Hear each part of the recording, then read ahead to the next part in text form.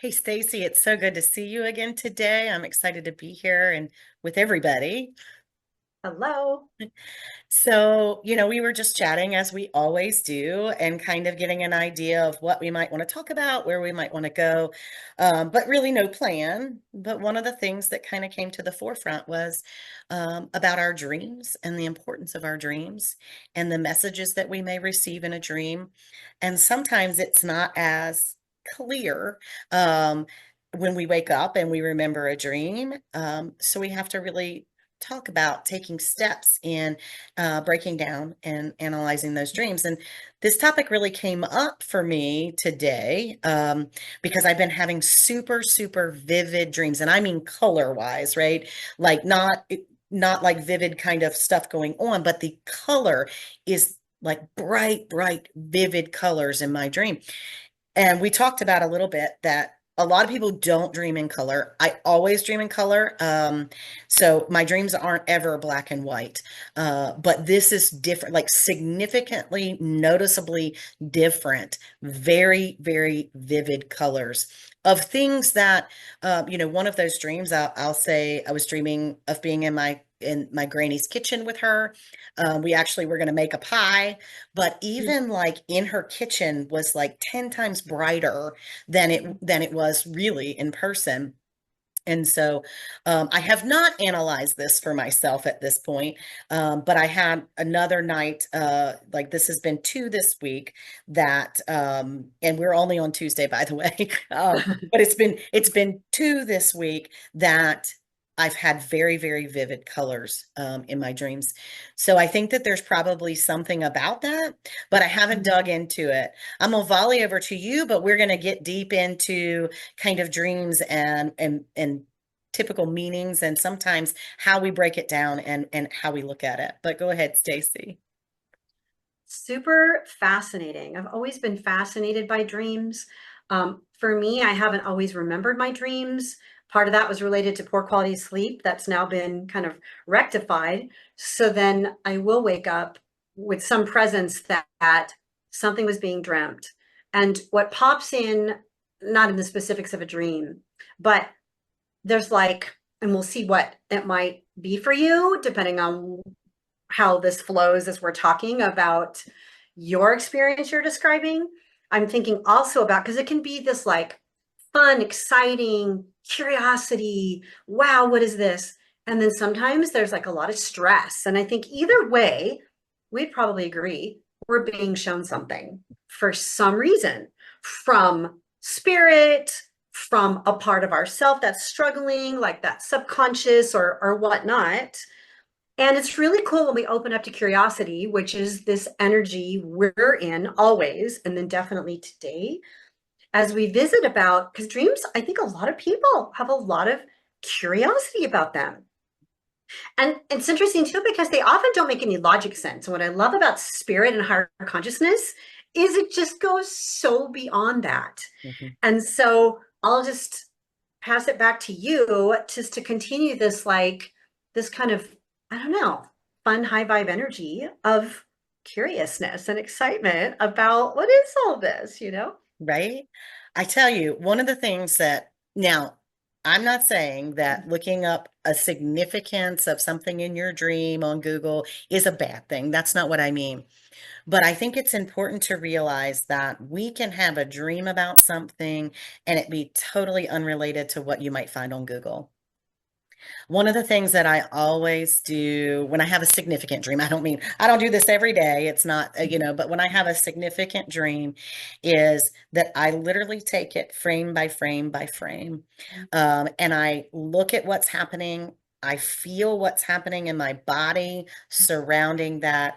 And I really ask spirit to, you know, help me understand what was being presented to me. I had this really significant dream probably, oh gosh, it's probably been about a year ago because I remember I had this dream and I called my mother and I was talking to my mother and we were walking through each stage of this dream.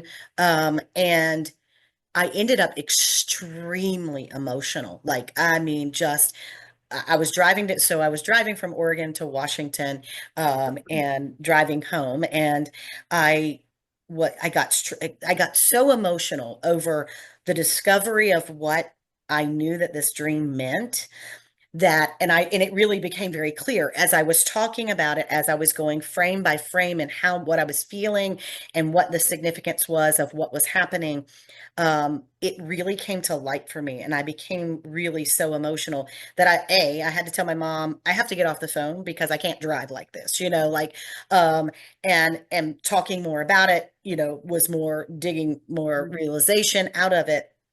And it's really funny because I think that when we have somebody that we can sit and kind of talk through our dream, and take it step by step, it helps us to really be able to see clarity into what happened, what we were feeling, what was happening in the picture, what may have been said, if there was talking. This particular dream, the majority of it, that I'm remembering from a year ago, had elephants in it. Like it was, and there were elephants in my backyard. Like it was, I mean, it was a very, on the surface, a very strange dream. Like, why would they be in my backyard?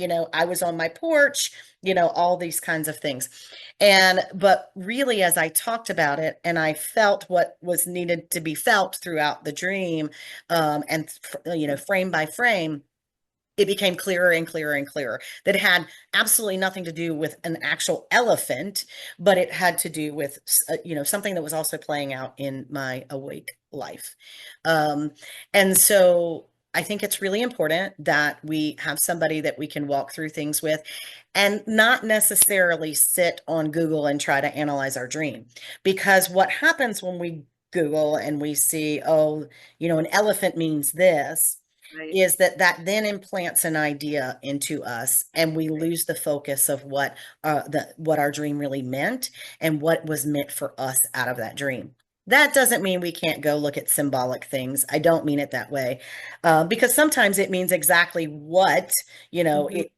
it's supposed to mean. I remember I had a dream of an owl at one time, and then this was when I lived in Hawaii, and then my owl like showed up in daytime. Got a picture Mm. of him and everything, right?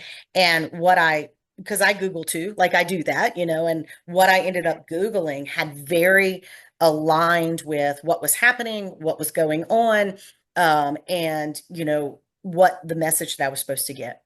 But if we're spending most of our time Googling and we're not really Right, digging into right, our feelings and what's right. happening in the dream and frame by frame, then we can get very confused and we can Mhm. miss the message, is kind of my point. I'm going to volley back over to you and see what, has come up for you. Yeah, you just spoke to the feelings, because how it feels to us, whether we go look something up on Google or, because we encourage, as we talk about on this podcast, like nothing wrong with looking outside of self, research and getting help, of course. Yes. But the piece about we have this beautiful wisdom, Hmm. both however all this works, right? This consciousness it's not just confined to our brain, but we use our brains, of course. And it's how do I feel about what I've read, or how do I feel about what spirit is showing me? We can get so in, I just want the answer from up here. It's Yeah. not even really feeling deeply connected or resonating. And then, like you said, it gets sort of planted, and a part of us will just glom onto that. And Mhm. and let's also say this, if that's what someone experiences, we're not saying it's not serving you. We're not saying there's not an aspect of that to help you. But as our conversations that we usually bring in, we're encouraging expansion and this inner connection and building this trust. Because dreams, when someone has a dream and they're looking at it literally, like there's a theme to it. And I understand not all of us have the recollection of our dreams. Sometimes it's just got a core or whatever. And so that part will be different for everybody. But we're being curious and going beyond what the literal, like I'll have, if I'm really stressed, I will have a reoccurring theme that it's often about traveling and I'm trying to get somewhere and I cannot get there. Hmm. And I feel, and I'll wake up and I'm feeling it in my body. And I now know enough to know I need I need to spend some time and check in with myself. Because when that happens, it means I probably haven't, and something in the external environment Hmm. where it's just fascinating when and it's not always a reoccurring dream. But and the other thing I'll say, and then I'll pass it back to you, is that we can, with intention, invite in through spirit, higher self, to be able to remember our dreams more. And I'll pass that. I know you're gonna have some things to say about that. Like it's just beautiful how when we start, like anyone who's listening, it's like, oh, well, I want to do more of that. Like, how can I do more of that? Like maybe people don't remember their dreams and or as vividly as they like. So I am going to respond to that and talk about that. But what came up for me, I really wanted to say, I used to have a recurring dream. My recurring dream was my teeth crumbling and falling out of my head, every single one of them. And I had this recurring dream starting about the age of 10. I was very young, and it went on into adulthood. And, you know, at I researched, what does this mean? What can this mean? And everything that I came across was about physical, like vanity, right? Like, and right. And so what I ended up, I ended up because as I grew spiritually, right? Even though I've been connected since I was 4 years old, you still grow spiritually, right? And I wasn't there at 10 years old, and that kind of thing. I wasn't there at 20, and who knows, I might not be there at 48. I'm not, but but I what I ended up realizing was that it was very tied to my trauma. And yes, it absolutely had aspects of vanity, but not in the same way. It was, I wanted to hide my body. I was ashamed of my body and even my mind because I mean, I had been sexually abused for so long. And it's so amazing that when I finally realized what this was about and I could deal with it in my awake life, I stopped having it. I have, isn't that so I fascinating? know, I have not Yeah. had that dream in years. And it also, had the component of that about loving self too, right? Like loving self, accepting self, knowing that I'm worthy no matter what had happened. And I wanted to say that piece because, it's possible, even when we might be having a reoccurring kind of negative dream that makes us feel really icky, it is possible we figure out what it's about, we face it in awake life, and we don't have that reoccurring dream anymore. Right. Like Oh, the awareness, yep, like yep, in every experience we have, awareness brings everything into the light. It's so absolutely, amazing. absolutely. It's where we Um, step into our power. Oh, how amazing. Love that. you know we could Mhm. go many places. I want to go back and address about asking our spirit guides and our angels Yeah. and our source who about helping us to remember our dreams. But I also want to kind of just drop a bomb. I think that Mhm. this is too big of a topic to kind of talk about completely now, but I do think, in upcoming episodes, we can address some of it, but about prophetic dreaming, right? Like, so I have historically in times in my life been a prophetic dreamer. I'm not going to get into that whole story right now, because the reason this came up is one of the things was I asked spirit to stop letting me be a prophetic dreamer and I shut it down. So it can work both ways. Wow. That's why I say this example, because it can work both ways. And we will one day get into the prophetic dreaming and why I asked spirit to shut that down. But not today. I want to stay in this positive place of like dream analyst kind Right. of thing. But asking spirit to connect us, to help us to remember. Really, I'm really serious when I say this. It has everything to do with us helping us, right? Mhm. And besides like talking to our spirit guides and saying, please help me remember this, give me, the cognition in which I wake up. But what you need to start doing, this is an actual practice. I think it's really important. You need to keep a journal beside your bed. And what will happen is, like let's say tonight you go to bed, you dream, you wake up, maybe you only remember one thing, right? Like maybe you remember I was riding in a car. Write it down.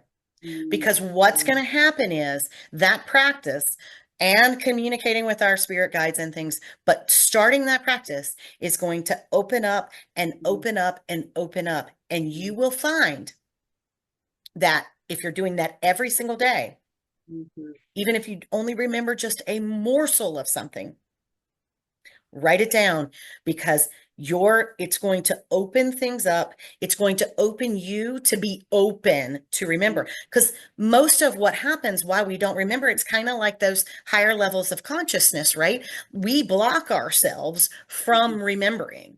And so if we are immediately upon waking up, put it right next to your gratitude journal if you're doing one of those, right? And just jot down whatever it is. You'll find a week from now, a month from now, 6 months from now, your first entry might have been 3 words, but 6 months from now, you might have pages, right? And so that's an actual practical thing you can do, other than really just connecting with self and your spirit guides and really asking to be helped, because we get so many messages in our dreams, so many. Not just about our life, but about our interactions, about decisions that we're going to make, about decisions we want to make, we need to make, whatever it is. Our creativity. So many people have dreamt about inventing something and woke up and invented it, right? Like that, because all of our veil is down when we're dreaming. Everything is down. Our inhibitions, our brick walls, or whatever you want to call it, is our brain is safe and it lets it all out. Right. So it is our duty to ourselves, not to anybody else, but our duty to ourselves to work on being able to remember those things, writing them down, walking through it, feeling what we're feeling, writing down what our feelings are about each little snippet of our dream that we remember. We're never gonna, well, I don't want to say never, but we're not gonna remember we're asleep for 8 hours, right? Maybe in 8 hours of sleep, we dream for 2 to 3 to 4 hours of that. We are not going to remember dreaming that entire time and everything that happened in every detail. But when we start with practices that allow us to start to break down those walls and to remember that, and being that higher level of consciousness, we get more and more and more and more information. And we are going to hear things and discover things that our spirit guides may have been trying to teach us for the last 15 years, and we weren't receiving it in any other way. But I'll volley back to you. What was just popping in is like we're building trust with ourselves, and to open up to our guides, angels, higher consciousness. And for any of us who do experience a level of resistance, fear, subconsciously, we may not be conscious of it, but let's say anyone who is inspired and feels called to begin asking some of this to open up. And if you find that it's not, it's like being curious with that. There can be a part of us that's trying to keep a lid on something, like if it does have to do with a trauma piece or something like that. And we always bring this in, I feel like, that following our feelings. If something feels really intense and uncomfortable, to not try to push towards, well, I want to know what the dreams mean. That's like another part of us. That's not coming so much from, there might be curiosity in that, but there can be this like, if I could just know, it will solve this problem, or it'll fix me. We all have these parts, and it's trying to gently, when you said, just begin where you are And when you open that up to spirit, higher consciousness, whatever you believe in, and then you will have your night's sleep, you'll wake up. If you notice something to write down, you write it down, and then if something stressful comes in, we're always encouraging. There are supports, right? You can reach, access your own supports and whatnot. But we say this so much, but it's all here for us. So what we're ready to experience, see, feel, whatnot, is what will come in at the time it comes in. Mm-hmm. As you build the trust, and it's like we always say very often, it's a practice. It's a practice, and there's no have tos or shoulds. Mm-hmm. If what we're saying, anyone who feels like, wow, that sounds really cool, but they're feeling it's like a no, it's like, it's okay. Mm-hmm. Okay if you're not ready. Because, we've got a subconscious for a reason, and like themes that are trying to get worked out will come in at night through dreams, because a lot of times more of our guards down, because there's parts of us that are going to sleep, and then stuff can come in, stuff that might be nice and warm and fuzzy, and stuff that might be not, as welcoming. So I'll pass it on to you as we're probably moving towards some closure. But yeah, it's a beautiful conversation. No, this is a really exciting topic. I think a lot of people get interested in this topic. They don't necessarily, maybe they don't practice some of the other things we've talked about, but many people remember their dreams and they really want to understand what they mean. Right. So even if you don't think that you have a spirit guide or that somebody's guiding you or whatnot, you can still break your dreams down. You can still take it scene by scene by scene and look at what's happening, what you're feeling, what the message is in that scene, and then the next scene, and then the next. Even if you aren't somebody who says about spirit guides and angels and whatnot, source, whatever. Because lots of people are interested in their dreams and what they mean. So I just want to say that, but for me and in my belief and what I do, the spirit guide is essential to that process. But again, you can still do the, things that are step by step with your dream, even if you don't bring in that other component. I think that's important to say, because many of us have been very interested, especially if we have a recurring dream or recurring theme, even if it's not the same dream, but a recurring theme. So I think it's important to understand that, and you have the power. You have the power to walk through this and solve the things and create the things or whatever it is, because it's not always solving, right? It's also like an answer, a creation or whatever. We have very positive dreams too. And I have to tell you again, I have not walked scene by scene about the two very vivid dreams that I had, and I'm going to do that. But I had, my initial intuition with that is that it's about my own self and the brightening of that light and that love and things. But I could be way off because I haven't walked through it. But that's just my initial intuition about that. So, so to be continued about, what I discover those things to mean. But it was absolutely beautiful. I can tell you that. Like I don't think I've ever seen such bright colors in my entire life. Makes me think about the movie What Dreams May Come with Robin Williams. It's such a vivid, it's just amazing. And I get, I don't experience that. Maybe I will. Who knows? In some future experience. But it's just what an amazing experience to have, where the senses, like you just get to really that visual. Oh, how fun. It's just so fun. What a it's an adventure. Just love it. Wonderful. Okay, well, I think that is all for today. I look forward to talking about this and some prophetic dreaming in the future. And yeah, thanks for joining us.